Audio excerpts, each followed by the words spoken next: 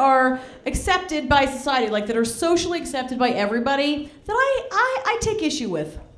I cannot stand it when someone's like yawning in front of you, but they're not doing it all the way, and they're pulling one of these moves.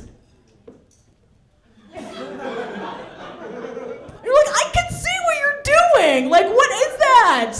Like, that's dishonest. That's like you're lying to me. That's making me question our whole relationship. And like, especially when they're like doing it through their nose almost, or like what is that? Or they do they're trying to laugh like. You didn't say anything funny. I don't like it. It's rude. Okay, it's not polite.